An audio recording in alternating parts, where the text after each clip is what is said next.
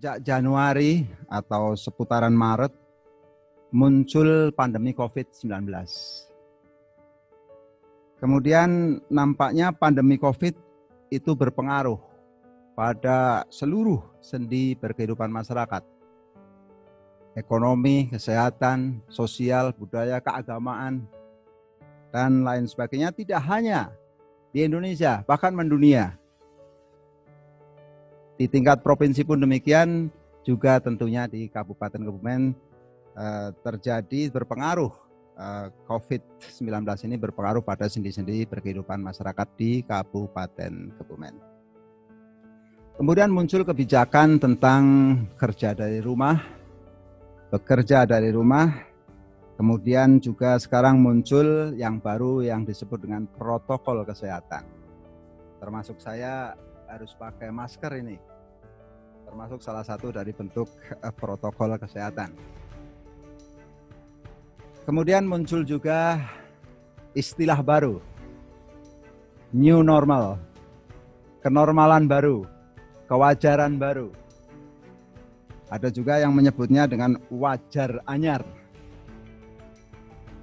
Dalam situasi yang relatif penuh kepas-pasan seperti ini, kekhawatiran seperti ini, tiba-tiba Bupati Kebumen masuk di media.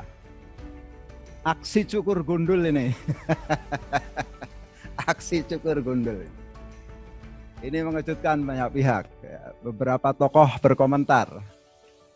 Lepas dari penilaian tentang cukur gundul dan sujud syukur itu, saya menangkap bahwa seorang Bupati Kiai Haji Yazid Mahfud beserta orang lain yang terlibat, kayaknya Pak Sarimun juga terlibat di dalamnya ya. Oke, saya menangkap ini ada optimisme. Ada optimisme dari tokoh-tokoh di Kebumen, dari Bupati Kebumen dan tokoh-tokoh yang lain tentang bahwa COVID-19 ini harus kita berdamai. Dan kita harus menghadapi new normal, kewajaran baru, kenormalan baru. Dan kita harus melakukan aktivitas-aktivitas sebagaimana biasa, tentunya dengan protokol kesehatan. Saya membacanya seperti itu. Nah, dalam kesempatan ini sepembacaan saya ini sebenarnya optimisme ini menggairahkan apa enggak ini? Saya ingin tanya kepada Pak Sarimun dulu ini, yang nampaknya terlibat langsung pada kegiatan cukur gundul itu. Silakan Pak Sarimun. Mohon maaf pakai mic. Ya, terima kasih Pak Gus Salim selaku host. Tentunya kami akan menyampaikan beberapa hal. Yang pertama kaitan masalah pasca pandemi COVID-19 ini. Kita memang optimis bahwasanya mulai tanggal 7 bulan kemarin ya, kita beramai-ramai melaksanakan kegiatan yaitu new normal yang pada dasarnya adalah dilengkapi dengan sujud syukur dan bercukur gundul. Ini membuktikan kita tetap punya optimis dunia ke depan. Kita tidak perlu takut dan kehidupan dihantui dengan rasa-rasa kekhawatiran ini. Namun demikian kita berjalan biasa secara normal, namun demikian tetap ada koridor protokol kesehatan yang kita lakukan. Protokol kesehatan tetap jalan terus. Tetap jalan terus. Ya, tapi kewajaran harus kehidupan sebagaimana biasanya harus tetap berlangsung ya. Kita sebagai masyarakat punya bayang-bayang bahwasanya ini ketakutan sampai kapan? Ya. Tentunya kita harus berani untuk melangkah walaupun koridor kenormalan ini harus dilakukan protokol kesehatan. Di antaranya itu kita harus hidup sehat, berolahraga, menjaga kesehatan dan juga cuci tangan yang bersih, air mengalir. Itu yang utama seperti itu, Pak. Artinya bahwa penilaian saya bahwa ada optimisme dari tokoh-tokoh di Kebumen, dalam hal ini Bupati Kebumen termasuk Ketua DPRD, itu memang harus optimis ya. Optimis. Dan ini tentunya masyarakat sangat senang ketika melihat tokoh-tokohnya sangat optimis menghadapi kenormalan baru. Seharusnya seperti itu. Namun demikian, ya namanya setiap kebijakan ada senang dan tidak senang. Itu wajar manusia. Namun demikian bisa kita membuktikan bahwasanya dalam 1 bulan ini berapa yang ada di Kabupaten Kebumen, gitu loh. Ya. Kita kenal itu. Oke, terima kasih Pak Sarimun. Oke, terima kasih. Jadi Pak Sarimun ini termasuk pelaku sejarah dari aksi gundul itu. Dan ketika saya mencoba menilai bahwa aksi gundul diri dan sujud syukur itu merupakan optimisme dari masyarakat Kebumen yang diwakili oleh tokoh-tokohnya, ternyata dijawab oleh Pak Sarimun benar adanya. Baiklah, kepada Pak Imam Satipi ini, pemirsa merapat ID, kita ingin dengar juga dari kalangan akademisi, dari Pak Imam Satipi. Ini tentang optimisme, Pak. Optimisme sebenarnya, optimisme yang menggairahkan seperti ini apakah memang cukup atau memang perlu untuk lebih gairahkan kembali? Baik, terima kasih Mas Agus dan Pak Ketua Dewan yang saya hormati dan juga Pak Bupati serta partisipan yang ada di sana. Terkait dengan itu kan sebetulnya strategi ya, optimisme atau pesimisme itu kan strategi ya, strategi besar. Artinya gini, ketika orang menerapkan strategi optimisme itu harus ada target waktu, time bound-nya harus ada. Artinya bahwa sejak mulai syukur gundul itu sebagai simbol dari sebuah optimisme yang punya target. Mengharap ada target, ada schedule, ada jadwal, ada rentang waktu yang bisa diukur, maksudnya. Betul gitu. Ya. Penjelasannya jadi gimana gini, jadi pesimisme dan optimisme itu adalah dua strategi yang menurut saya sangat bagus.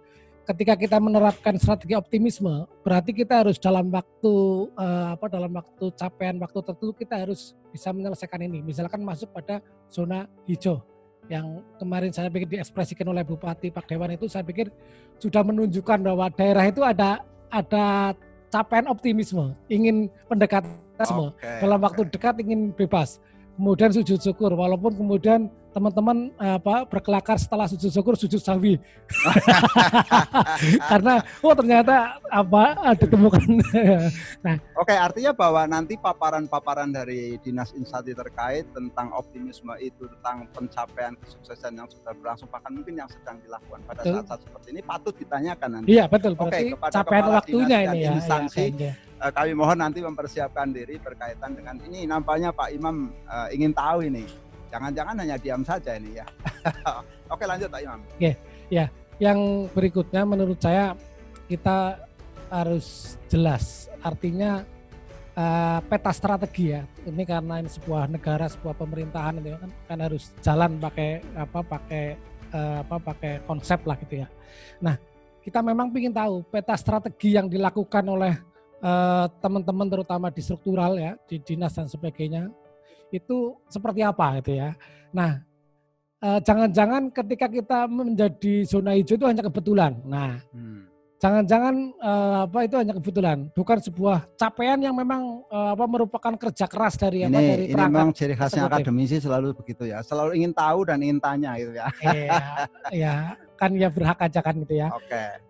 Karena saya yakin bahwa yang mengalami kegelisahan seperti ini kan bukan hanya masyarakat juga, masyarakat ingin juga tahu gitu. Sehingga ketika misalkan nanti bisa zona hijau kan nyaman, kemudian kehidupan ekonomi juga akan pulih dan sebagainya. Sehingga triggernya itu adalah di itu bagaimana kita bisa menjadi zero defect itu. Bagaimana kita betul-betul bebas dari virus. Artinya zona hijau itu bagaimana kita bisa wujudkan.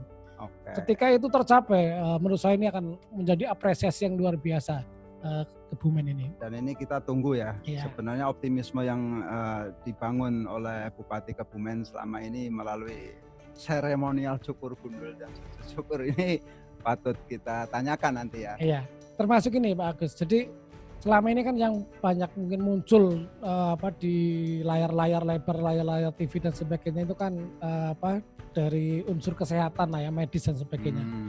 Padahal ini kan tahapannya sudah bukan lagi tahapan katakanlah SOS ya. Ya, edukasi atau mungkin hanya mitigasi ya, tapi kita mungkin sudah sampai kepada recovery gitu.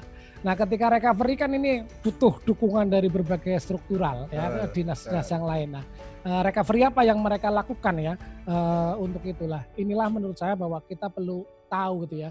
Jadi jangan sampai bahwa tanggung jawab COVID ini hanya urusannya gugus atau kesehatan atau rumah sakit dan sebagainya ya.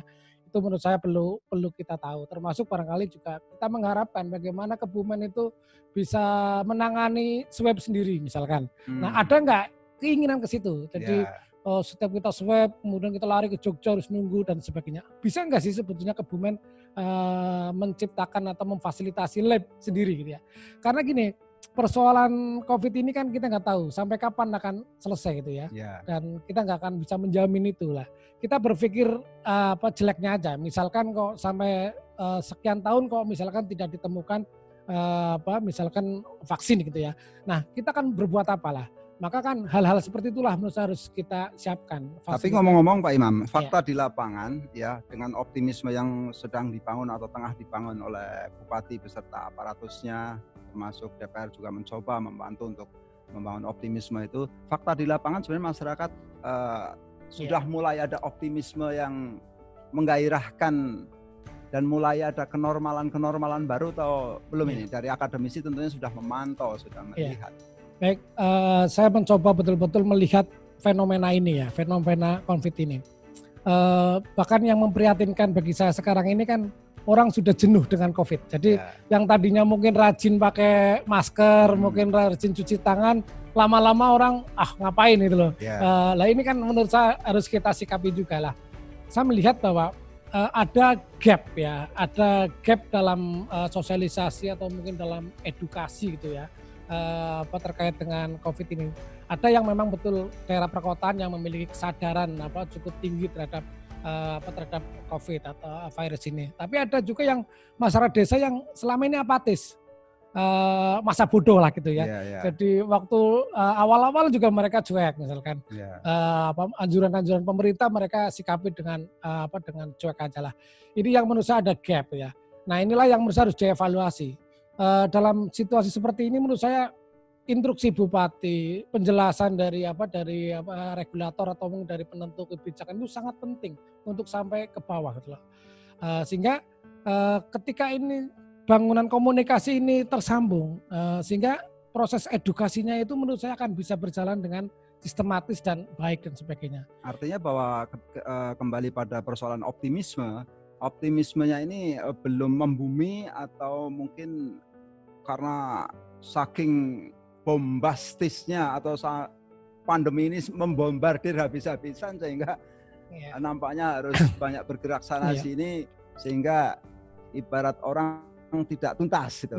Gimana ini? Ya, karena kadang persoalan mindset ini kan tidak mudah ya, orang merubah mindset yang tadinya misalkan orang itu hanya percaya bahwa segala penyakit itu urusannya yang kuasa gitu. Ya, sehingga mungkin mereka juga menempuh jalan itu. Ketika misalnya mereka diajak dengan cuci tangan, kemudian tadi pakai masker dan sebagainya itu seolah-olah ya belum ngek di hati karena mereka. Tapi selama ini kan juga masyarakat desa sudah mencoba untuk membangun dirinya, menyesuaikan diri dengan kenormalan baru di beberapa rumah di depan rumah orang-orang kampung juga sekarang ada galon-galon air untuk cuci segala macam. Iya, secara itu muncul ya, kesadaran itu muncul.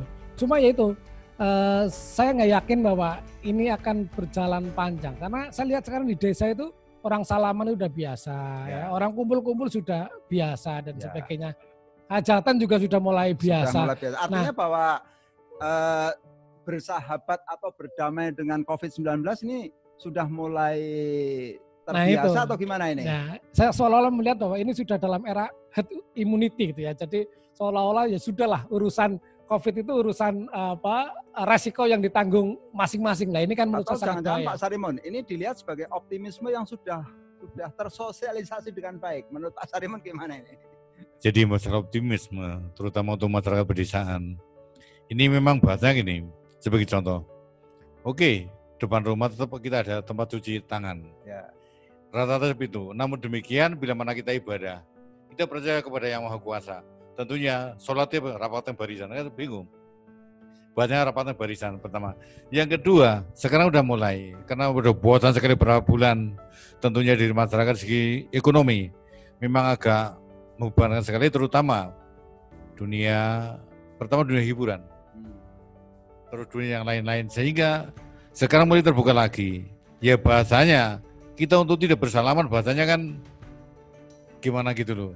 Kalau di kota memang bisa seperti itu, namun di desa sulit sekali. Setiap ketemu kita harus bersalaman. Nah itu di situ. Enggak, artinya bahwa optimisme sebenarnya ada, tetap ada. Cuman bagaimana mensikapi optimisme itu sendiri kadang-kadang orang berbeda-beda. Iya. Ya, oke. Kata terakhir Pak Imam barangkali sebelum kita masuk kepada para kepala dinas. Oke, terima kasih. Ini kebetulan kemarin kan saya juga mendampingi teman-teman dari pondok pesantren ini ke DPRD, bukan untuk demo tapi untuk audiensi itu ya, untuk memberikan masukan dan juga dipertemukan dengan Pak Budi selaku kepala dinas ya. Dan ini ada sebuah kesadaran yang menurut saya bagus untuk direspon. Jadi teman-teman pesantren itu menyadari betul bahwa pesantren ini bisa menjadi kasar baru ketika tidak diperhatikan. Nah, namun di sisi lain ketika misal pondok pesantren ini tidak dibuka, nah ini juga para ulama menganggap, waduh ini juga. Jangan pernah lupa ya, santri itu juga banyak yang dari luar ya. Betul. Artinya devisa masuk ke daerah itu pendapatan masyarakat juga pengaruh ya. Iya. Nah, ini yang menurut saya juga karena di beberapa daerah sudah membuka pesantren untuk kembali melakukan aktivitas itu ya. Dan diyakini ketika nanti sudah kembali mereka akan katakanlah safety ya, karena pesantren itu kan terlokalisir ya. Nah, tapi bagaimana masuknya inilah, ini yang menurut saya perlu bantuan dari dunia kesehatan misalkan. Tapi artinya bahwa para santri, para kiai, kalangan pesantren datang ke DPR sebenarnya merupakan bagian daripada bentuk optimisme kesadaran mereka. Betul, iya. Tidak hanya sebuah kesadaran tapi juga optimisme mereka untuk memulai diri bagian daripada kehidupan baru, kewajaran baru, normal baru. Oke. Nah, mungkin satu lagi, ini ada yang perlu direspon, menurut saya konfirmasi gitu ya. Seperti misalkan tradisi berwudu yang selama ini mungkin masih ada yang menggunakan bulatain ya, jadi kopokan itu. Nah, ini kan menurut saya beresiko ke depan. Nah, pada era baru ini menurut saya hal seperti ini harus kita artinya kolah yang ada di pesantren diperbesar atau dirubah? Ya, harus dirubah dengan sanitasi yang baru lah. Ini perlu hadirnya negara, pemerintah. Perlu hadirnya negara, pemerintah kabupaten untuk memberikan kontribusi tertentu kepada pesantren-pesantren. Apalagi yang kamar ya itu, waduh, saya melihat kamar itu juga butuh pemikiran yang panjang ini. Ternyata buntutnya panjang sekali ya. Terima kasih Pak Imam, terima kasih Pak Haji Sarimun, dan kita akan memasuki perbincangan dengan sejumlah dinas dan instansi. Secara berurutan kami mohon nanti yang bersentuhan langsung ini, Dinas Kesehatan nanti mengawali kurang lebih 7 menit.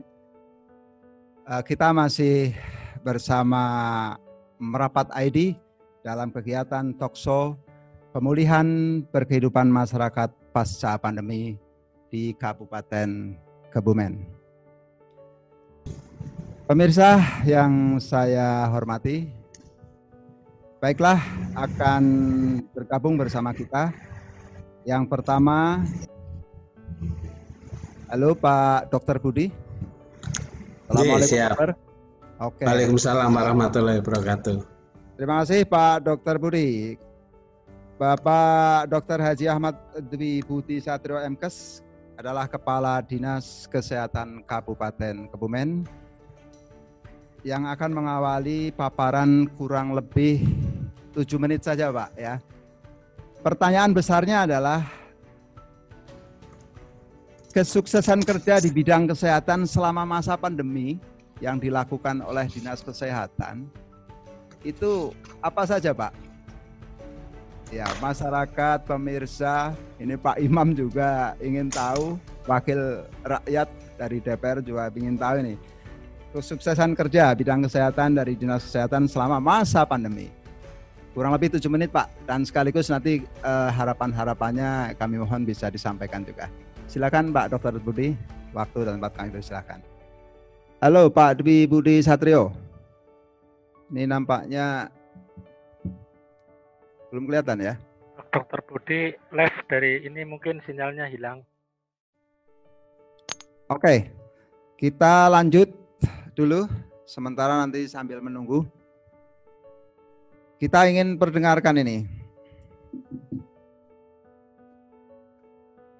Dari Dinas Pendidikan sudah merapat bersama kita? Oke, ternyata belum juga ya dari Dinas Pendidikan ya. Baiklah, kita langsung aja kepada Dinas Pemberdayaan Masyarakat dan Desa dan P3A Kabupaten Kebumen, kepada Sekretaris Dinas Ibu Siti Nuriyatun Fauzia MSI. Ingin kita tanyakan, Bu, kesuksesan kerja bidang pemerintahan desa selama masa pandemi ini sejauh mana, Bu?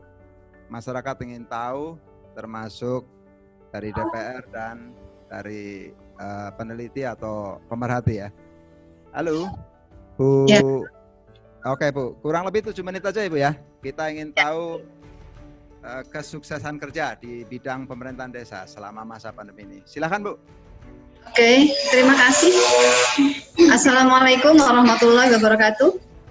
Waalaikumsalam warahmatullahi wabarakatuh. Bapak Sarimun yang kami hormati, Bapak Ibu semua yang kami hormati yang mengikuti acara pada kesempatan kali ini. Perkenankanlah kami dari Cermadis P3A yang pertama memohonkan maaf karena Bapak Kepala Dinas pada saat ini ada agenda lain yang tidak bisa ditinggalkan sehingga mewakilkan kepada diri kami. Kemudian yang kedua, terkait dengan pembahasan kita pada hari ini, saya kira ini sangat menarik karena kita ingin melihat sejauh mana sih kesuksesan kerja bidang pemerintahan desa selama masa pandemi dan harapan-harapannya apa. Bapak dan Ibu sekalian, dari sisi pemberdayaan masyarakat dan desa, kita memang memiliki beberapa potensi. Yang pertama, dengan adanya pandemi COVID-19 yang kemarin begitu, kalau istilahnya Pak Imam itu menggetarkan ya, Bu ya? mengharu biru gitu ya, menggetarkan. Okay. Begitu menggetarkan, kita lumayan takut kan awal-awalnya, tetapi kemudian pada perkembangan selanjutnya ada yang santai, tetapi tetap juga dari masyarakat di desa ini juga banyak loh yang tidak santai dan tetap menyikapi hal itu dengan kehati-hatian. Nah, potensi yang kita miliki di desa sebetulnya cukup banyak. Kita memiliki kurang lebih 5.366 teman-teman perangkat dan mereka siap berjibaku untuk mencegah pandemi COVID-19 ini. Nah, dalam hal ini karena teman-teman di desa atau teman-teman perangkat ini menjadi ujung tombak, maka sebetulnya kalau tadi dikatakan bagaimana kita menyikapi new normal di Kebumen, ya kita juga harus tidak bisa ngemingke desa gitu ya, karena kemajuan Kebumen dalam hal pencegahan COVID ini juga berasal dari bagaimana teman-teman di desa mencegah COVID. Nah, artinya pemerintahan desa sebenarnya sangat perhatian terhadap upaya-upaya pemulihan di masa pandemi ini dan pasca pandemi ini, Bu ya? Iya, karena apa yang terjadi pada masyarakatnya, pada warganya, pasti teman-teman pemerintahan desa yang pertama langsung merasakan, Pak Lurah ini, Pak Kades ini gimana, wargamu ada yang kena dan sebagainya. Nanti kemudian teman-teman di desa ini kan kita ada salah satu kesuksesan yang kami lihat luar biasa ini adalah kesiapan teman-teman relawan COVID yang ada di desa. Itu relawan COVID di tingkat desa? Iya, relawan COVID di tingkat desa itu memang dibentuk untuk menindaklanjuti perintah dari Kementerian Desa. Artinya Kementerian Desa dalam hal ini sudah memiliki sense of belonging ya. Artinya sudah memiliki kepekaan tersendiri sehingga langsung memerintahkan kepada kita untuk membentuk relawan di tingkat. Kalau boleh tahu, Bu, di tingkat desa kan ada 460 desa kelurahan ya. Di tiap desa ada berapa relawan, Bu? 5, 10, 20? Ya, termasuk melibatkan perempuan apa tidak, Bu? Ya, setiap desa ini ada tim ya relawan COVID, jumlahnya bervariasi sekitar 5-10-an, dan di sana itu merupakan keterpaduan gerak antara teman-teman atau tokoh-tokoh yang ada di desa, termasuk juga Bu Bidan, kemudian ada teman-teman LKMD, kemudian PKK, kemudian perangkat desa itu sendiri. Nah, disitulah mereka, termasuk RT RW loh, ini di situ masuk juga karena tugas relawan tim COVID ini yang nggak keras-keras ya, yang tidak gajian gitu ya. Ya, artinya relawan itu kan memang tidak ada honornya, Ibu ya? Ya, itu memang tugasnya sangat diacungi jempol dari warga masyarakat desa dan pemerintahan desa tentunya. Iya, dan mereka kan bukannya tidak memiliki bukannya tidak memiliki kerentanan juga ya untuk tertular karena mereka berada di garda terdepan. Mereka memiliki tugas yang cukup berat juga, termasuk melakukan pencegahan di desa, termasuk di dalamnya adalah ketika teman-teman RT RW ini juga bersama dengan kelembagaan yang ada di desa lainnya harus melakukan deteksi dini penyebaran COVID-19 dengan memantau pergerakan masyarakat. Baik termasuk warga masyarakat yang asli desa tapi bekerja di luar kota. Itu menjadi bagian daripada kerja-kerja relawan itu ya Bu ya? Iya, jadi pencatatan tamu yang masuk ke desa. Kemudian warga yang pulang dari rantauan. Kemudian termasuk warga atau anak-anak kita yang pulang dari kuliah ya, misalnya sekolah karena libur kemudian pada pulang. Nah ini juga otomatis harus pada saat itu harus melapor kepada relawan di desa.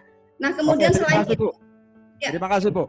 Ini yang terakhir dari kerja-kerja di Permades dan P3A tentu sangat luar biasa dan harapan-harapan barangkali ada yang perlu diharapkan Bu.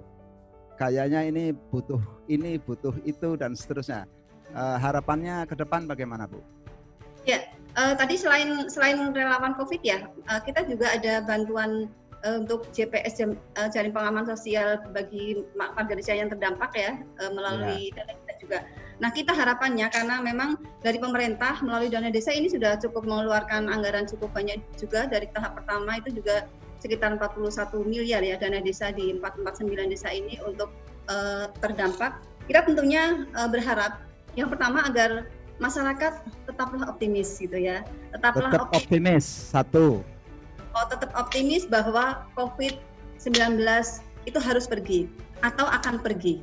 Ya. Nah, tetapi di dalam keoptimisan itu kita juga harus tidak boleh meninggalkan ikhtiar kan? Karena ngendikannya Pak Kiai, Pak Imam ini, innallaha la yughayyiru ma biqaumin hatta yughayyiru. Masya Allah. Ya. Nah, artinya kita berharap kepada teman-teman di desa, kita optimis tetapi kita harus tetap waspada. Artinya protokol kesehatan harus tetap dilaksanakan di desa. Kemudian terima kasih Bu, kayaknya 7 menit cukup ini Bu. Cukup mewakili gambaran dari kerja-kerja kesuksesan dari Dinas Pemberdayaan Masyarakat dan Desa dan P3A. Terima kasih Bu. Terima kasih. Ya, Assalamualaikum warahmatullahi wabarakatuh. Waalaikumsalam warahmatullahi wabarakatuh. Luar biasa ternyata apa yang sudah dilakukan oleh dinas dan masyarakat di desa-desa, pemerintah desa sudah luar biasa ya. Namun kita juga ingin mengulik lebih dalam lagi nih soal ketenaga kerjaan ini. Ini gara-gara pandemi ini banyak yang kehilangan pekerjaan, UKM mengalami persoalan, bahkan mungkin juga mati suri ya. Nah, pada kesempatan ini kita ingin tahu ya dari Dinas Tenaga Kerja Koperasi Usaha Kecil dan Menengah Kabupaten Kebumen. Halo, Ibu Insinyur Hajah Siti Harisah MM.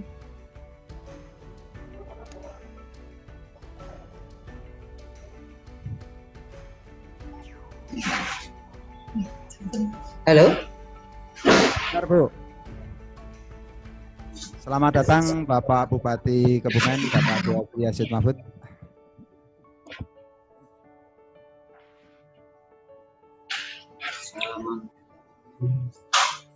Kepada Ibu Insinyur Hajah Siti Harisah, sebentar lagi. Pemirsa Merapat ID, alhamdulillah sudah bergabung bersama kita beliau Bapak Kiai Haji Yazid Mahfud, Bupati Kabupaten Kebumen. Perlu kami sampaikan Bapak Bupati bahwa tadi kita sudah mendiskusikan ya tentang syukur gundulnya Pak Bupati itu kemarin ya. Sekaligus rasa syukur, sujud syukurnya ya. Dan kita menangkapnya itu sebagai sebuah optimisme dari tokoh-tokoh masyarakat khususnya dari Pak Bupati ya. Dan tadi juga sudah disampaikan oleh Pak Sarimun tentang optimisme itu. Terus dari Pak Imam juga sudah disampaikan, termasuk dari di Permades juga sudah disampaikan informasi tentang kesuksesan kerja di tingkat desa. kami sebenarnya ingin tahu optimisme apa ini yang dibangun oleh sosok Bupati Kebumen.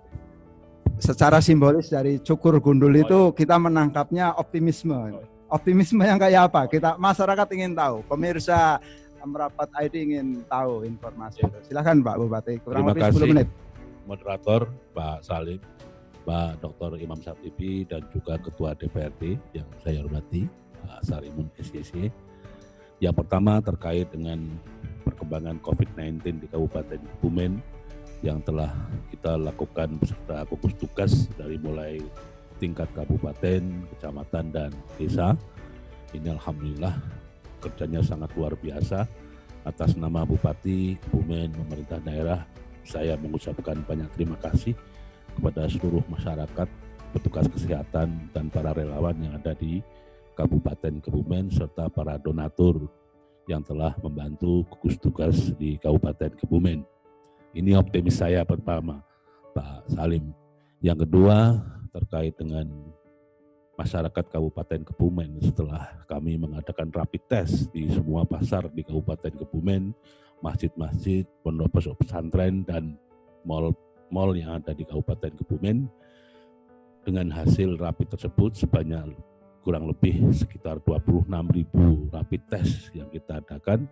Ini ternyata hanya sekitar 664 kalau nggak salah yang reaktif, dan hasil dari reaktif ini di lab ini hampir mayoritas ini juga negatif.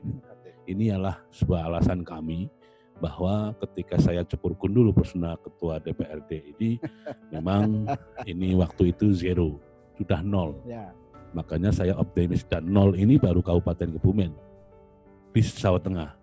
Ya, selain Kota Tegal, karena Kota Tegal memang dari awal itu memang tidak ada gitu loh. Jadi yang terdampak COVID di 34 Kabupaten Kebumen, yang pertama zero adalah Kebumen. Ini bentuk optimis kami, bentuk kerjasama masyarakat Kabupaten Kebumen yang sangat taat kepada himbauan pemerintah dan juga menjaga dirinya dengan baik. Kami selalu sampaikan kepada masyarakat bahwa ini adalah masalah kemanusiaan. Masalah kemanusiaan ini adalah sila kedua dari Pancasila kita. Setelah ketuhanan, kemanusiaan, ya persatuan, kerakyatan, ini politik nomor berapa? Dan selanjutnya adalah keadilan sosial bagi seluruh rakyat Indonesia. Ini adalah masalah kemanusiaan. Masalah kemanusiaan ini tentu tidak membedakan siapapun harus terlibat di dalam masalah pencegahan COVID.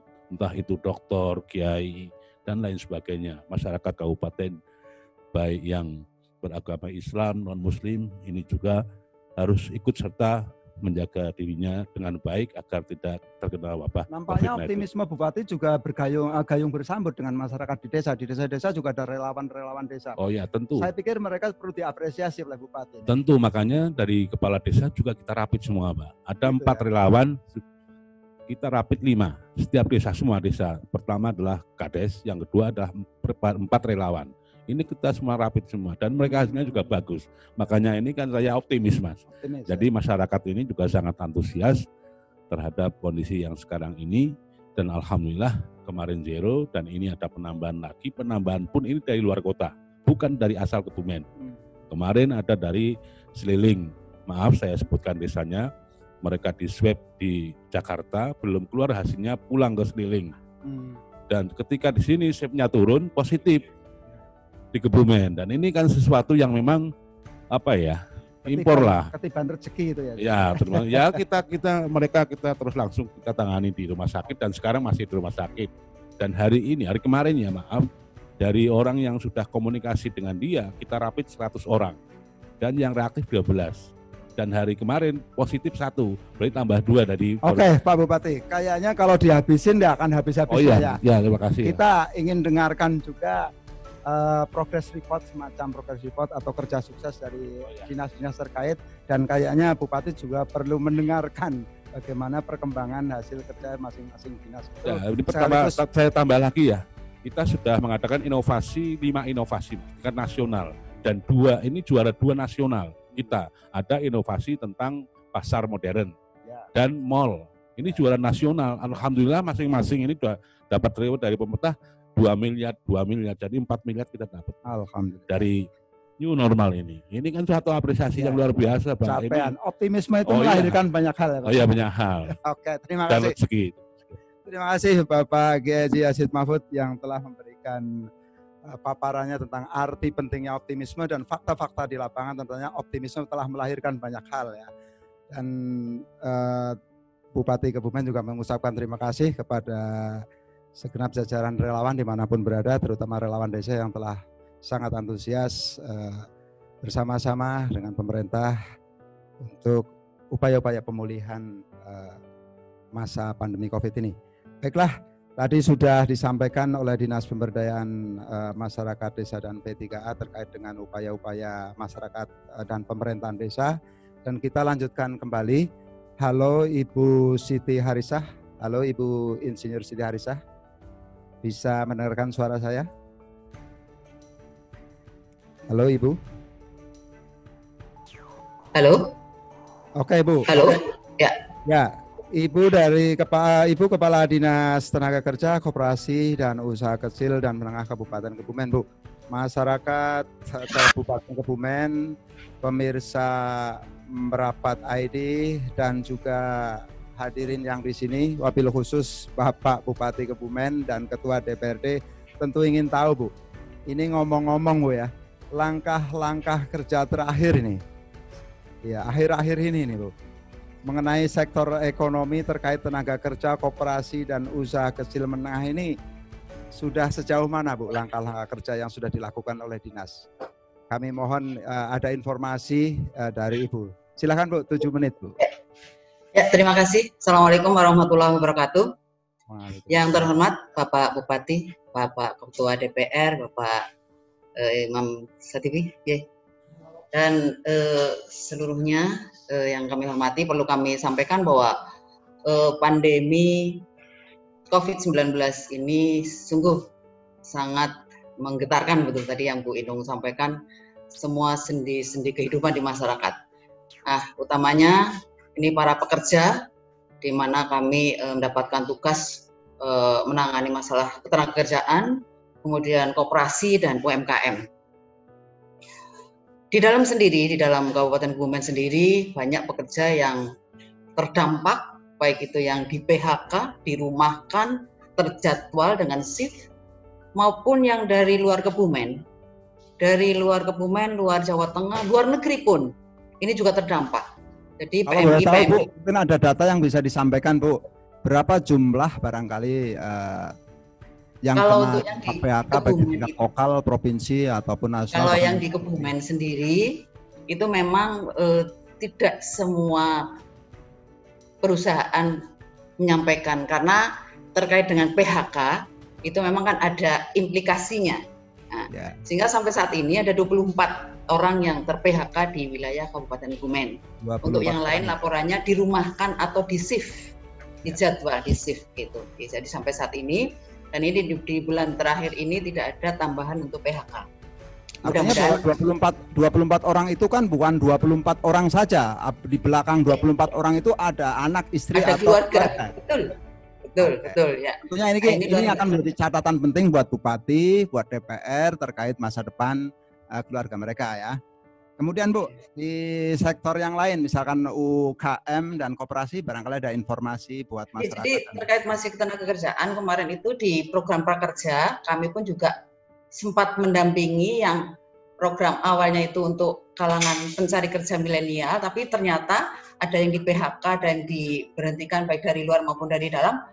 Mau tidak mau, meskipun kami tadinya tidak tahu menahu masalah kartu prakerja, kami mencoba staf kami untuk masuk ikut daftar untuk mendampingi para pencari kartu prakerja itu. Jadi alhamdulillah sampai saat ini 3 tahap prakerja itu di Kebumen ada 1.300 yang masuk. 1.300 ya, orang ada ya? Pak ini Mbak Tresi, ya betul. Okay. Itu terkait dengan ketenagakerjaan. Kemudian untuk koperasi yang betul-betul terdampak itu adalah KSP atau KSPPS, Koperasi Simpan Pinjam, atau Koperasi Simpan Pinjam dan Pembiayaan Syariah. Ini mereka sebagian besar anggotanya adalah masyarakat Nah, inilah sempat calling waktu itu. Jadi ketika Pak Presiden mengumumkan ada penundaan dari lembaga keuangan, penundaan pembayaran angsuran, wah ini koperasi, waduh kami dapat dana dari mana? Itu sempat agak itu, dan kami juga sampaikan Pak Bupati, ada dari Pak Bupati, silakan untuk dilanjutkan. Apakah semua koperasi mengalami seperti itu Bu? KSP terutama. Ada berapa jumlah KSP dan yang terdampak? KSPPS, iya. Kalau KPRI enggak, karena anggotanya kan para pegawai. Jadi KSP, KSPPS. Tidak ada masalah buat KPRI. Kemudian untuk yang usaha kecil dan menengah, Bu? Ya, untuk UMKM ini juga sangat-sangat terdampak. Tapi alhamdulillah semangat mereka selaku pengusaha. Ketika ada kondisi seperti ini, mereka dari para UMKM itu ada yang pandai menangkap peluang. Sekarang yang laku ini akhirnya mereka ganti. Ada yang desainer, akhirnya jual makanan. Nah, gitu. Jadi itu bagi para UMKM. Dan kemarin dari program Pak Gubernur itu pengadaan masker untuk para penjahit, kemudian ada yang beralih profesi menjadi penjahit, itu juga bisa. Itu ada pengadaan masker, para UMKM menjahit kemudian dibayar. Kalau melihat paparan Ibu berarti optimisme juga ada di teman-teman UKM, juga koperasi dan tenaga kerja ya Bu? Insya Allah sangat optimis untuk ke depan itu, mereka tetap optimis. Dan sekarang mereka sudah, untuk yang UMKM yang kemarin sempat agak tersendat, ini mulai menggeliat lagi. Yang terakhir Bu, yang terakhir harapan Ibu nih Bu, tentunya Ibu berlelah-lelah menangani, membantu mereka. Harapan ke depan apa Bu? Biar menjadi catatan Bupati dan DPR atau teman-teman yang lain. Ada harapan dari teman-teman UKM, koperasi dan tenaga kerja. Apa Bu? Dalam waktu dekat saya yakin dampak ini masih terasa. Ketika bantuan-bantuan sosial untuk bertahan hidup, untuk hidup sudah diberikan, kami berharap masih ada bantuan untuk mungkin modal bagi para UMKM. Kemudian bagi koperasi pun juga demikian. Modal yang dikembalikan atau modal hibah Bu? Modal hibah. Jadi kalau modal untuk hidup, selama ini kan yang ada itu JPS, JPI kan untuk modal hidup, untuk hidup mereka. Nah, tapi kami butuh untuk modal bentuk bahan baku bisa, kemudian modal uang yang untuk mereka, dan ini yang belum istilahnya yang belum terpikirkan. Biasanya UMKM kan orang yang sudah punya produk, sudah bisa memasarkan. Ini yang kami kemarin itu sempat sisir, kami data adalah para usaha mikro yang betul-betul mikro. Bakul pecel, bakul cilok, bakul yang di pantai itu yang kemarin sempat berhenti itu. Yang kemarin kami data, mudah-mudahan ini nanti ada bantuan untuk mereka untuk bisa memulai kembali usaha mereka. Oke, terima kasih Bu Arisah informasi dan data-data yang masuk. Ya, tentunya ini akan menjadi catatan penting bagi Bupati ya, dan informasi penting juga bagi anggota DPR dan Ketua DPR nih ya. Baiklah, terima kasih Bu Arisah atas paparannya. Dan baiklah pemirsa Merapat ID, Bapak Bupati, Bapak Ketua DPR dan Pak Imam, kita lanjutkan lagi. Halo Pak Azam, selamat sore. Pak Azam bisa monitor saya, Dispora Wisata Kebumen. Suaranya masih mute. Halo operator. Halo, Assalamualaikum. Baiklah Pak Azam, selamat sore Pak Azam. Selamat sore Pak Bupati, Pak Ketua DPR, Pak Dr. Imam Satibi. Oke. Pak Azam sebagai Kepala Dinas Kepemudaan, Olahraga dan Pariwisata Kebumen ini, sektor pariwisata kayaknya engah sekali nih Pak.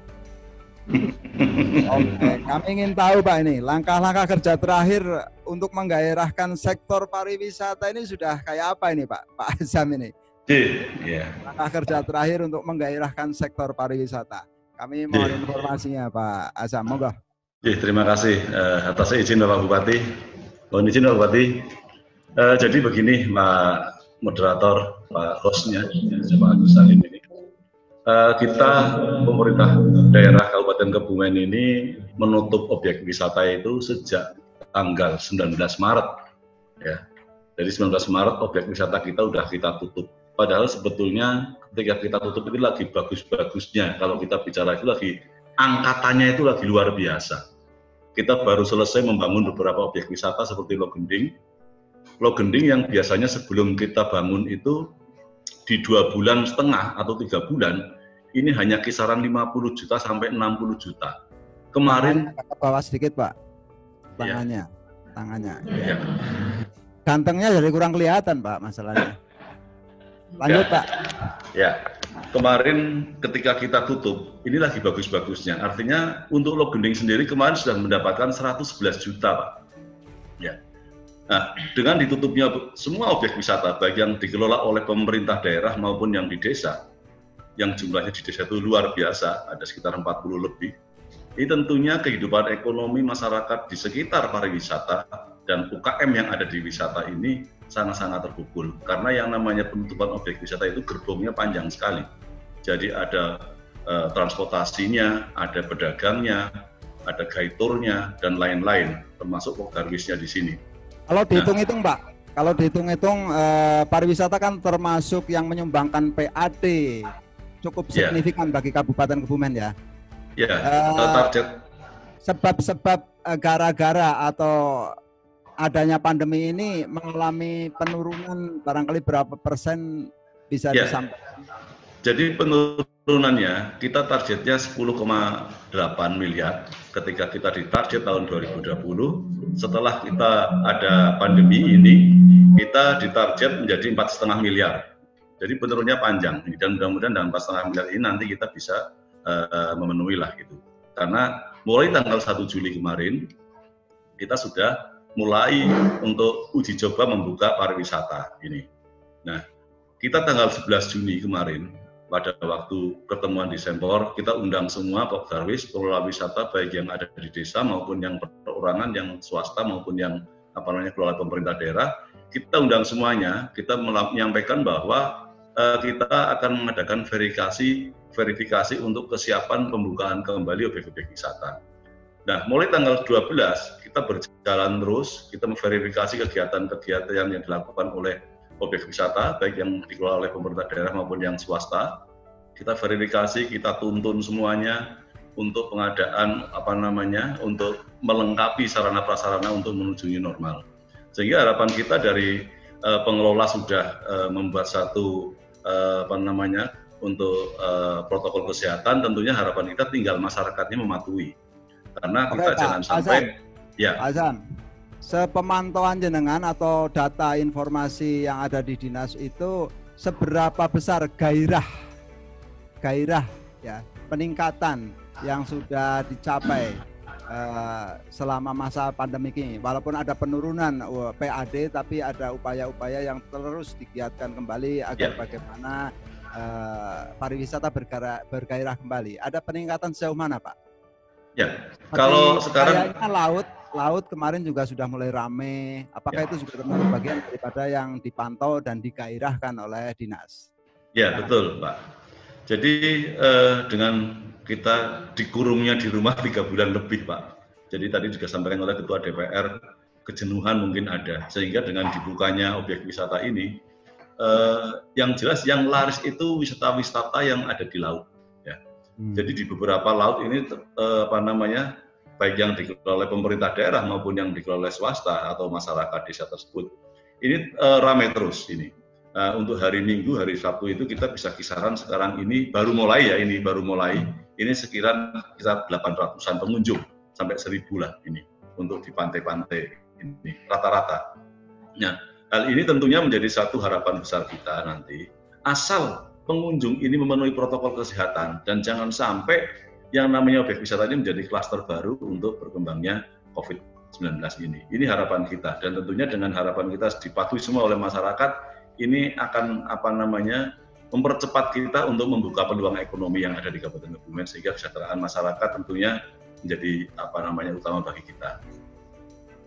Oke, terima kasih Pak Azam informasinya. Artinya bahwa selama terakhir ini pembukaan terhadap objek-objek wisata sudah dilakukan ya, dan masyarakat juga antusias untuk berwisata ya, walaupun ya uji coba sekarang Pak. Jadi nanti pembukaan resminya nanti tanggal 15 Pak.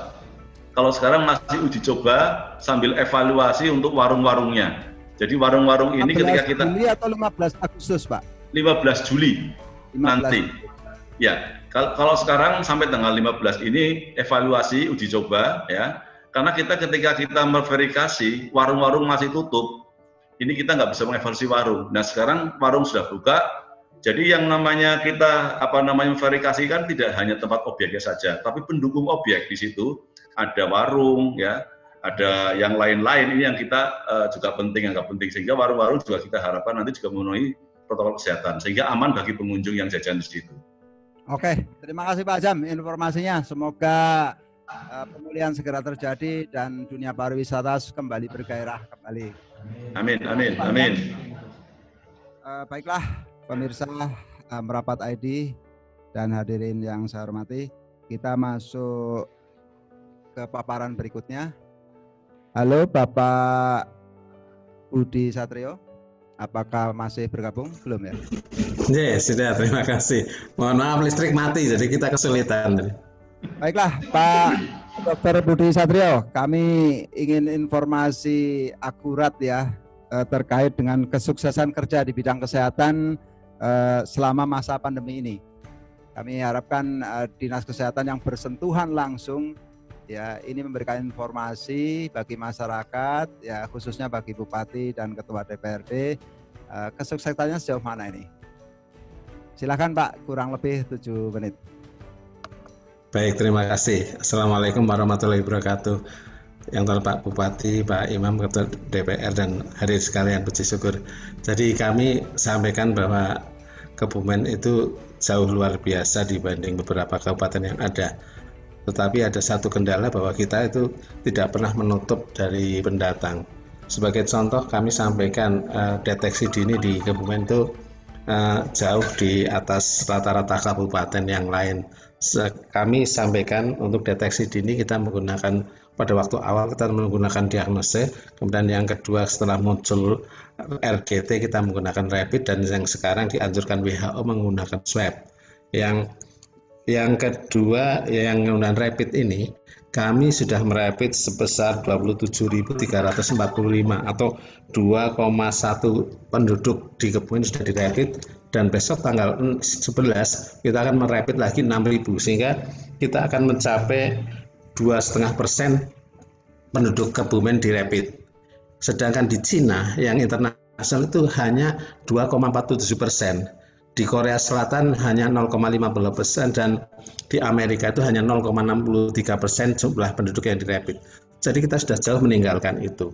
Barangkali itu yang menjadi penyebab bahwa kita itu angka di Kebumen hanya 43. 43 pun sejak kasus yang 36 pada waktu itu 35 kita sempat 0, yang 36 ke sini itu kasus-kasus dari luar. Hebatnya yang dari luar itu bukan datang dalam kondisi sehat. Yang kasus yang dari Jakarta mohon maaf sudah diangkut dalam posisi sakit dengan travel.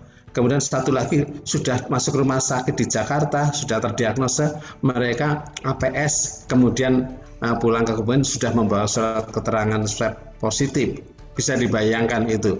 Ya, kemudian lagi yang dari Semarang, dari Surabaya, itu bukan lagi hanya mereka sehat kemudian sakit, tapi mereka bahkan sudah masuk rumah sakit dengan hasil swab positif. Itu hal yang kemarin saya sempat matur bahwa apa nggak mungkin Kebumen itu kita tutup dalam arti orang-orang luar, tapi kan ini tidak mungkin, ini sudah dampaknya luar biasa. Sehingga artinya saya sampaikan bahwa upaya untuk mendeteksi dini untuk memutus rantai penularan sudah berjalan dengan sesuai dengan kaidah atau sesuai dengan rute yang benar. Itu yang kami sampaikan. Terus kemudian mendadak, menurut saya mendadak, WHO mengindikasikan bahwa rapid masih banyak yang lolos sehingga merekomendasikan berubah menjadi swab. Hari tadi kami sudah 2 hari melakukan pelatihan untuk menambah tenaga. Memang kemarin tenaga kita untuk melakukan swab itu masih terbatas sehingga kita baru 60 orang per minggu itu karena tenaga kita masih terbatas. Kami melatih dari Dr. Budi, kalau boleh tahu sejauh mana peran serta Puskesmas selama ini di dalam melayani masyarakat terkait dengan adanya pandemi COVID-19 ini? Nah, baik. Jadi kalau rapid itu di lapangan itu dikerjakan oleh Puskesmas dibantu Puskesmas lain karena terambil untuk dilakukan swab itu di Puskesmas. Kami pun untuk swab tenaga dari Puskesmas yang sudah kita latih. Itu jadi peran Puskesmas tetap sangat besar, peran rumah sakit juga sangat besar. Sehingga klaster-klaster yang kita curigai boleh dibilang sudah terselesaikan menurut saya. Kalau Asia Regulon ya wajar karena kita mengurus 1,3 juta penduduk. Tapi tadi saya sudah ceritakan, Cina aja yang menjadi juara internasional itu hanya 2,1 penduduk yang dirapid. Ya Korea 0, tetapi kita sudah 2,5 bahkan besok November kalau ditambah kita menjadi 5% jumlah. Terus kegiatan-kegiatan lain rumah sakit kita untuk rujukan ada 5 dan itu juga semua bekerja dengan baik sehingga relatif bahkan kemarin saya melihat bahwa ada penduduk Wonosobo juga mondok di sini, tetapi itu hal yang tidak perlu dibesar-besarkan karena hal biasa saya juga memondokkan di Margono, di Magelang, tapi artinya Kebumen pun bahkan kapasitasnya sudah memenuhi. Ya, pernah kita sampaikan bahwa memang pada waktu itu kita sempat sebelum kurvanya turun kita sempat menyiapkan rumah sakit darurat, tetapi juga pada waktu itu juga hanya dipakai satu angkatan yaitu alumni dari Goa, dari subklaster Goa. Sudah itu tidak pernah ada isi. Oke, terima kasih. Itu juga Pak baik, Budi, makasih. Yang terakhir Pak Budi, harapannya setelah kerja keras Pak Dr. Budi beserta teman-teman dokter, perawat dan sebagainya, ini harapan ke depan apa ini Pak Budi? 1 menit. Ya, sama. Tadi kita semua masuk kepada new normal itu pasti ada protokol kesehatan yang harus di depan. Ya, kami sebenarnya tidak terlalu memberatkan dan tidak terlalu mempermasalahkan sepanjang itu dilakukan dengan sesuai protokol. Kami sampaikan protokol kesehatan itu ada yang sifatnya melindungi diri sendiri, itu sudah sesuai dengan SK Bupati yang nomor 29 dan yang untuk melindungi masyarakat.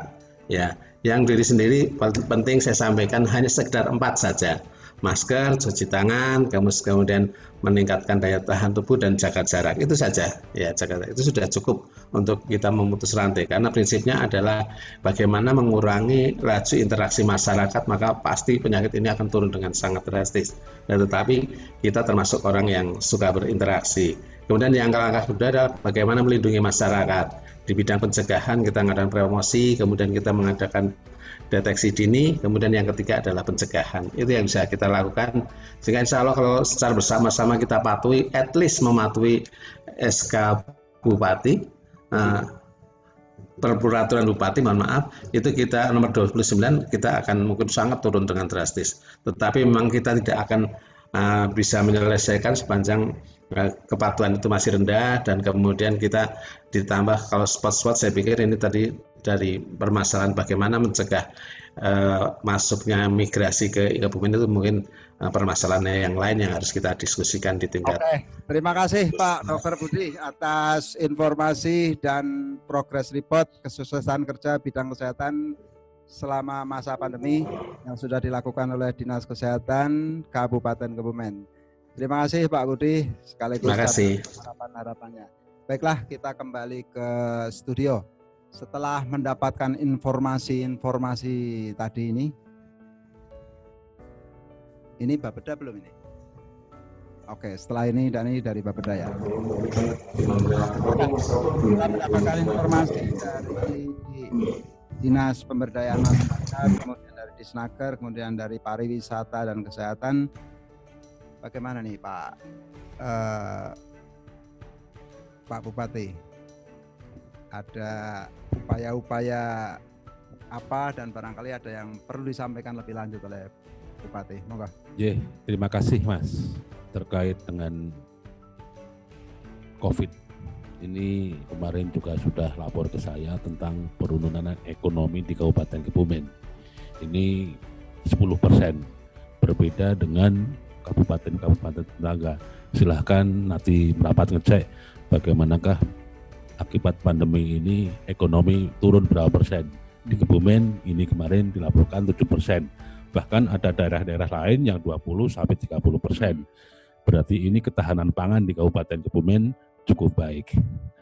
Yang kedua terkait dengan tadi paparan Bu Harisah, sudah kita catat ada 7.000 UMKM termasuk yang jualan cilok dan masing-masing. Dan insya Allah nanti kalau disetujui DPR, ini juga akan kita bantu Rp500.000. Jadi Rp500.000 kali 7.000 pedagang-pedagang kecil agar dia bisa bangkit lagi dengan usahanya. Yang kedua terkait dengan kaidah, ini kaidah untuk kita semua bahwa di Yainu juga mungkin apalagi rektoran sudah hafal, ada kaidah la doror wala diror. Tidak boleh menyakiti diri sendiri dan tidak boleh menyakiti orang lain. Ini kaidah kita bersama. Jadi ayo kita jaga kesehatan diri sendiri dan orang lain. Jangan disakiti diri sendiri dan juga jangan sakiti orang lain. Kata-kata teror itu dari diror, meneror orang lain, baik dengan HP, dengan SMS, dengan macam-macam. Ini juga dalam satu kaidah ini sebetulnya. Insya Allah Kebumen tadi juga sudah rapat tim TPAB, tim TPAD nanti tanggal 10 besok akan kami serahkan kepada DPR terkait dengan KUA PPAS, nanti akan dibahas oleh DPR bagaimanakah kita ke depan untuk tahun 2021. Anggarannya seperti apa. Yang jelas GTT PTT tetap yang dari 600 kita naikkan 750, dari yang 750 naik ke 1 juta. Jadi masih optimis saya, Pak. Optimis selalu ya. Ketua, baiklah, bagaimana ini dari ketua kepala daerah, kok nggak optimis? Itu jangan jadi kepala daerah. Kita lanjutkan dari Pak Haji Sarimun. Gimana Pak Haji Sarimun dengan informasi yang sudah diinformasikan oleh para kepala dinas dan Oke, bagus. Tentunya kami mengucapkan terima kasih kepada semua kepala dinas telah menyampaikan kaitan masalah penanganan COVID-19 ini. Namun demikian kami langsung kepada Bu Harisah. Karena yang berkaitan dengan dampak COVID ini bagi tenaga kerja. Kami ada muncul di HP bahwasanya tenaga kerja yang di luar negeri itu sudah permit sudah mati 3 bulan. Sementara tidak dipulangkan. 3 bulan di sana maka otomatis makan sendiri. Iya. Sementara kan dia udah nggak pegang permit. Sementara permit udah mati pun nggak pegang permit. Bagaimana penanganannya, terutama dari PT apa tadi yang menyampaikan? PT itulah ya. Enggak, ini muncul. PT Karya Tama yang memberangkatkan. Kemarin saya ke sana, dia pun nggak bertanggung jawab, nggak bisa menyampaikan banyak langsung. Kami langsung hubungi di Malaysia pun seperti itu saja. Seperti itu juga. Otomatis ini tanggung jawab adalah dari Nakertran.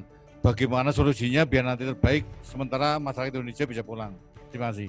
Oke, terima kasih. Ada catatan untuk Dinas Tenaga Kerja terkait dengan tenaga yang ada di luar negeri ya? TKW atau TKW ya? Oke, terima kasih. Ini memang kadang-kadang kasus TKW sangat merisaukan kita. Baiklah Pak Imam, setelah mendapatkan informasi dari paparan-paparan tadi, juga apa yang sudah disampaikan oleh Bapak Bupati, barangkali Pak Imam punya sesuatu yang penting untuk di-endorse lebih jauh. Silakan Pak Imam, kurang lebih 10 menit. Oke, ini mumpung ketemu Pak Bupati dan juga Ketua Dewan lah gitu ya. Yang pertama mungkin kita harus tahu juga bahwa karakter masyarakat Kebumen ini saya melihat cukup patuh ya, apalagi pada public figure, pada bupati, pada pimpinan ya. Mereka tidak hanya sekedar menganggap sebagai pemimpin biasa, tapi adalah perwakilan atau mungkin merupakan representasi dari keumatan ya. Ulil amrinya itu betul-betul muncul. Nah, terkait dengan itu saya berharap gini. Yang pertama, Bupati, Ketua DPRD ini harus berpikir strategis ya. Artinya tidak hanya sekedar mitigasi ya. Kalau soal mengatasi ini kan katakanlah sudah berlalu. Sekarang harus kita lihat bagaimana recovery-nya ya. Recovery-nya artinya Bupati ini harus betul-betul. Ini yang nanti akan kita tanyakan ke Pak Beda ini, sejauh mana langkah terakhir mempersiapkan perencanaan pasca komunitas. Nah, ini yang tentunya nanti akan terjawab dalam APBD kan. Ini bagaimana key perform indicator-nya ini nanti kemana arahnya. Nah, termasuk misalkan persoalan yang ini barangkali perlu saya sampaikan terkait dengan pendidikan. Walaupun saat ini pendidikan seolah belum muncul permasalahan. Karena bulan ini kayaknya mulai masuk. Kurang lebih tanggal 13 ini, Pak, 13 inilah.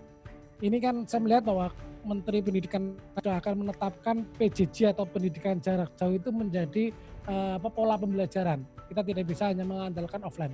Nah, salah satu problem Kebumen itu adalah gap digital, misalkan. Tidak semua desa itu sinyalnya oke. Ya, tapi banyak yang blank itu tadi blank spot. Sinyalnya oke tapi kuotanya habis. Enggak, banyak yang blank spot. Blank spot. Jaringan itu enggak ada gitu ya. Kalau hanya persoalan kuota mungkin bisa nunut ke balai desa atau mungkin nunut ke Pak. Gitu.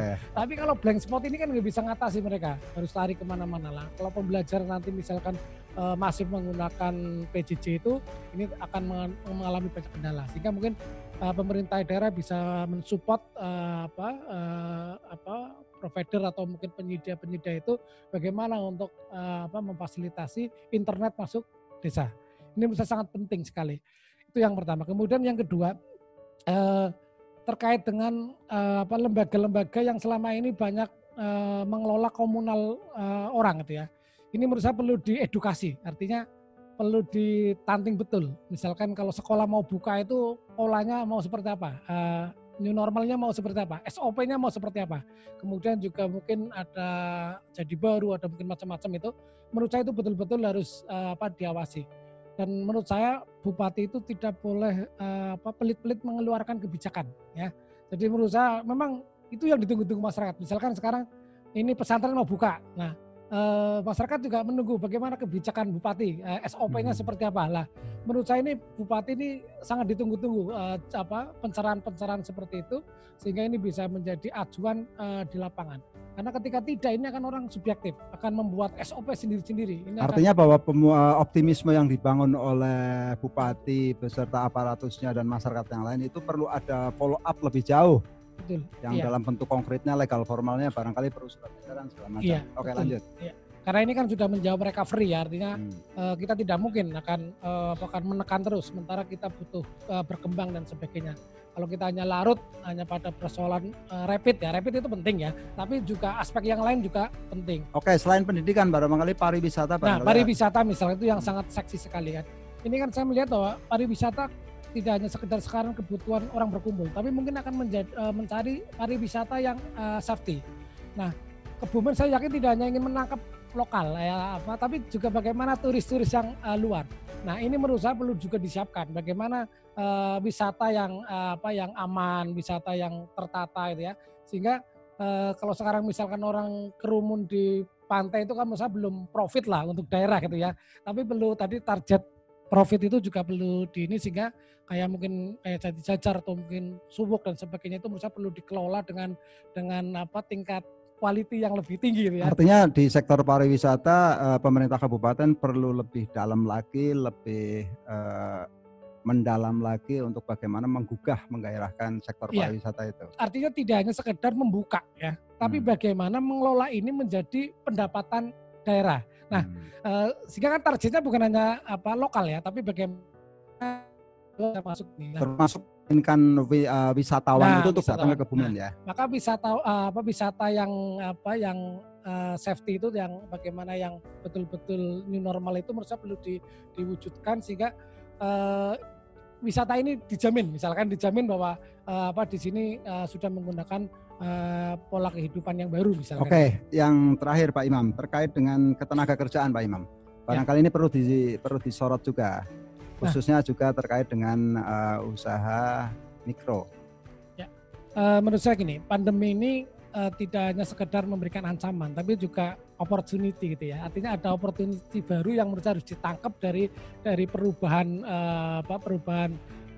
akibat pandemi ini. Nah, ini menurut saya harus kita tumbuhkan bagaimana inovasi. Jadi tidak hanya sekedar bagaimana kita defend, bertahan, tapi bagaimana peluang-peluang yang pandai membaca peluang. Nah itu, misalkan apakah kita harus beralih ke digital atau mungkin e-commerce dan sebagainya atau mungkin yang lain-lain gitu ya. Menurut saya harus kita munculkan. dan itu pasti akan muncul gitu ya. Nah, sehingga di sini menurut saya butuh inovasi-inovasi baru, bagaimana menangkap peluang-peluang baru yang tentunya ini bisa mengembalikan tingkat perekonomian masyarakat.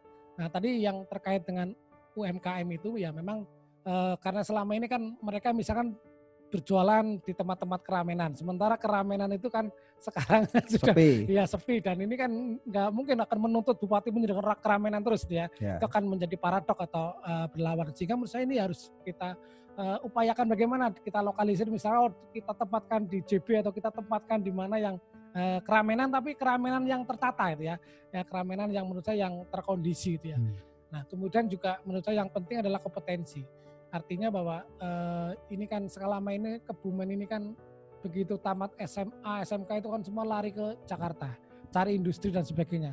Nah, padahal sekarang kan industri ini kan kolab ya, bangkrut itu. Nah, maka menurut saya disinilah kita harus memberdayakan Kebumen, bagaimana mandiri, bagaimana berdikari, bagaimana ini menurut saya sangat penting itu ya. Artinya bahwa pembangunan ke depan perencanaannya lebih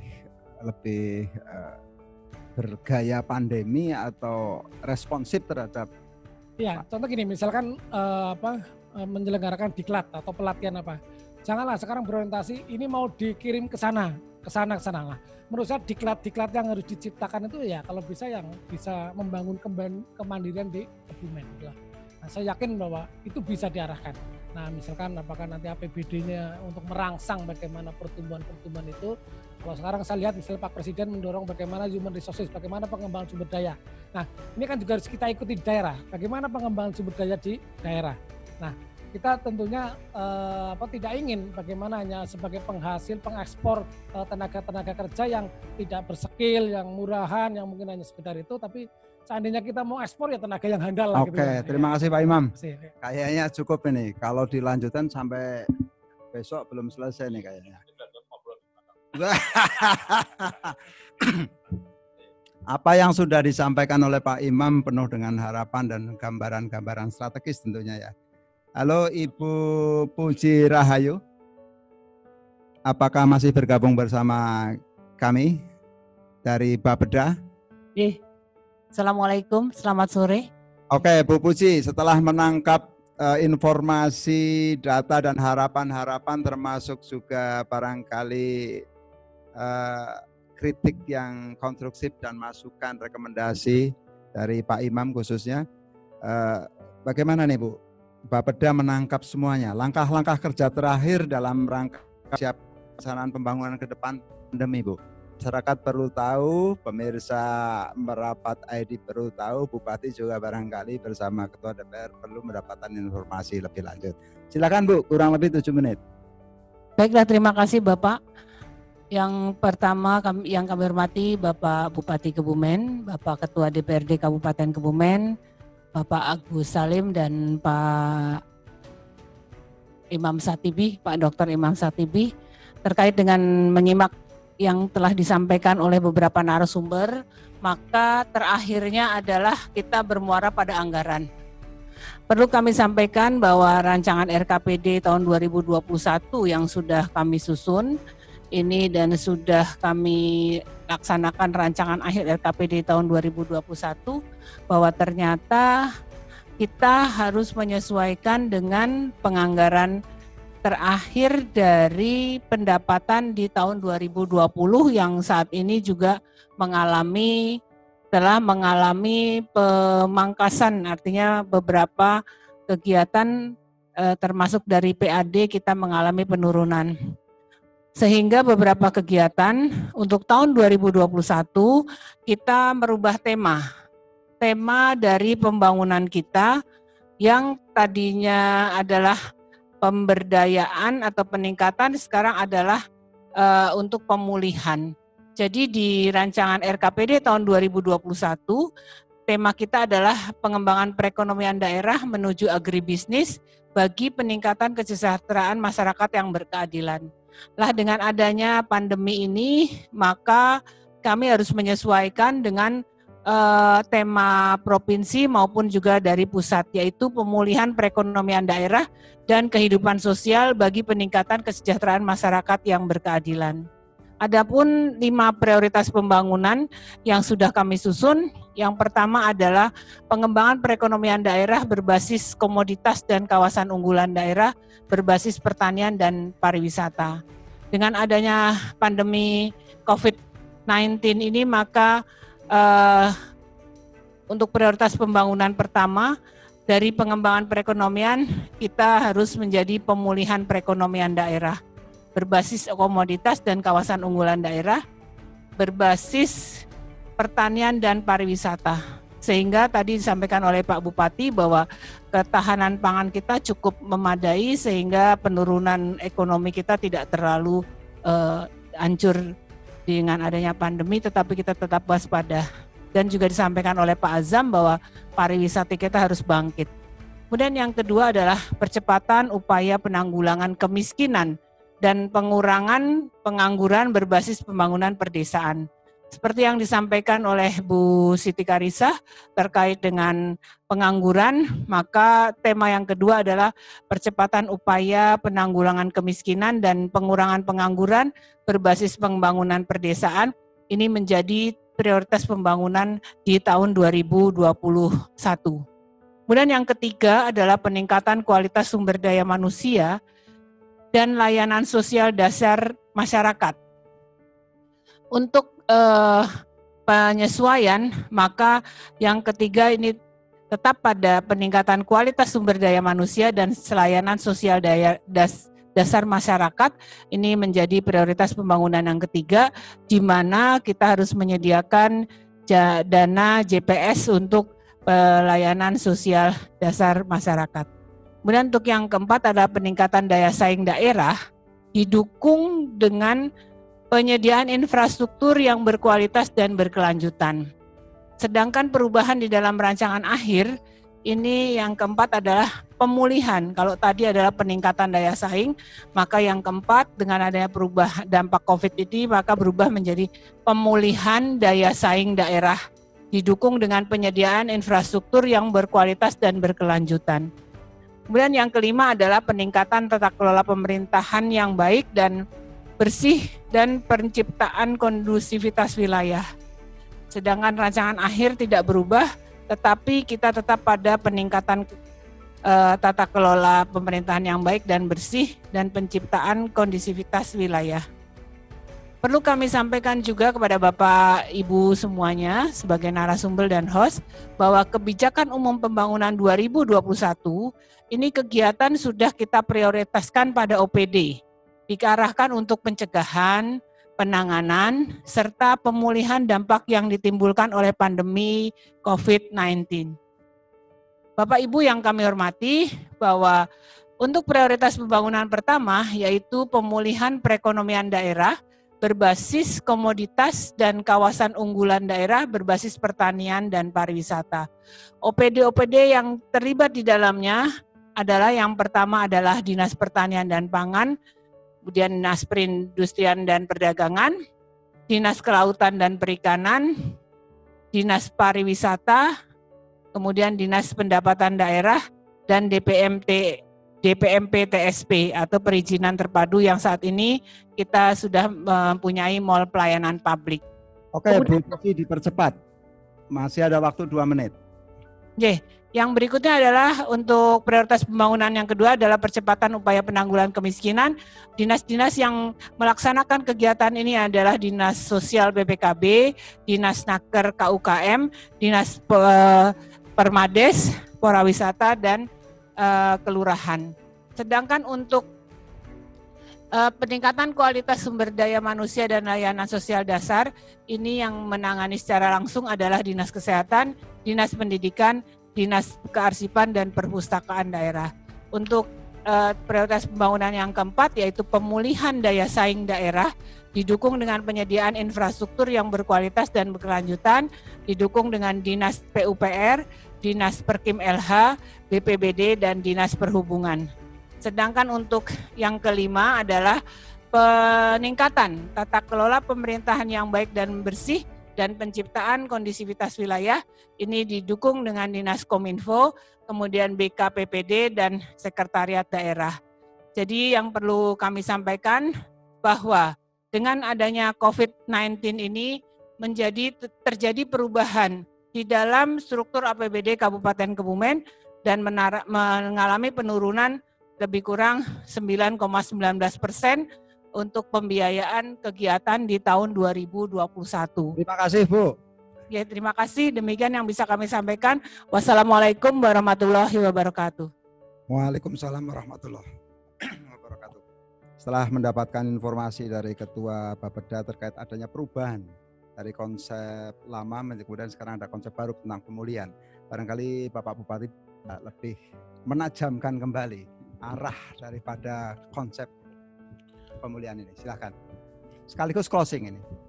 Ya, sekaligus closing terkait dengan pemulihan berkehidupan masyarakat pasca pandemi. Terima kasih Pak Moderator, Pak Agus Salim. Tadi sudah dipaparkan oleh Bapeda bahwa ini ada perubahan terkait dengan adanya COVID-19 di Kabupaten Kebumen. Ini memang kemarin sudah peningkatan sudah bagus sebetulnya. Mudah-mudahan nanti bisa ada pemulihan di tahun 2021 dan semoga terpilih bupati yang bisa memulihkan, bukan hanya menjatuhkan, nanti akan memulihkan.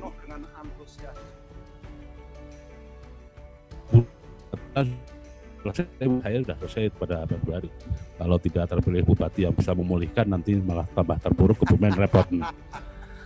Jadi untuk ke depan memang sangat luar biasa Kabupaten Kebumen, Pak Salim, potensinya terkait pariwisata. Ini kemarin saya sudah ketemu dengan Pak Kasat bahwa saya akan minjam tanahnya yang 50 hektar untuk membuka pariwisata di Lembu Purwo, Dewi Bahari, Desa Wisata Bahari. Ini desa wisata yang paling dekat dengan bandara. Tadi disampaikan oleh Dr. Satipi bahwa ke depan ini bandara akan dibuka oleh Presiden, pariwisata harus kita siapkan yang bisa diterima oleh turis baik lokal maupun internasional. Ini kita siapkan di Lembu Purwo. Ini kemarin saya sudah paparan di depan Kasat terkait dengan rencana kita kerjasama dengan pinjam tanah TNI untuk mengembangkan pariwisata di Kabupaten Kebumen. Belum lagi ada jalan tol. 2021 sudah mulai jalan tol Pak Salim ini. Ini dari tol Cilacap Jogja dan ini sudah FGD, kita sudah disepakati ada 1 exit tol, namun saya masih nggak rela. Saya sudah sedang berjuang untuk 3 exit tol. Saya sudah ketemu dengan Ketua MPR, Mas Bambang yang dari dapil sini minta dukungan politik agar permintaan kami untuk 3 exit tol ini dipenuhi oleh Kementerian PUPR.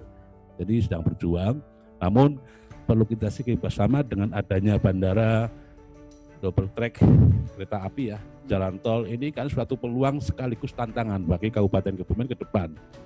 Bagaimana kondisi masyarakat kita ketika ada turis-turis mancanegara yang datang di Kebumen dengan pakaian yang minim. Nah ini kan budaya kita juga harus tidak boleh berubah Pak Salim.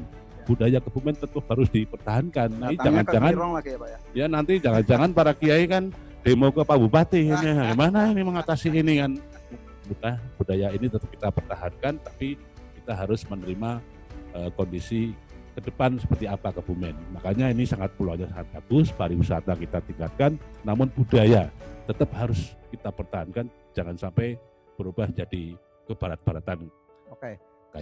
Secara sederhana, apakah itu bisa memberikan peluang pemulihan ekonomi pada jangka pendek setahun 2 tahun ke depan misalkan? Kalau pemulihan ekonomi saya kira investasi kita sudah deklarasi masalah pro investasi Mas Salim. Ini sudah ada para investor yang mau datang di Kabupaten Kebumen. Kemarin saya MOU di Jakarta itu 5 triliun yang mau datang di Kabupaten Kebumen. Karena ada COVID ini ditunda. Kawasan industri sudah tinggal sedikit.